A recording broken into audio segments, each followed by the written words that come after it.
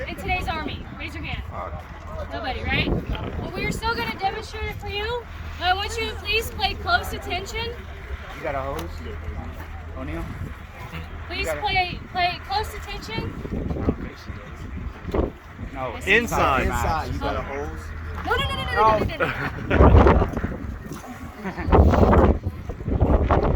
You got a drinking hose on the inside. Alright, so there's a lever right here.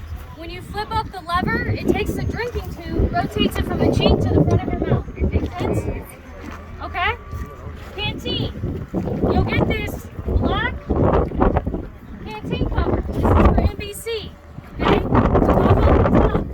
Alright? Service member would hold on to the canteen. They would, hypothetically, they take the other hand.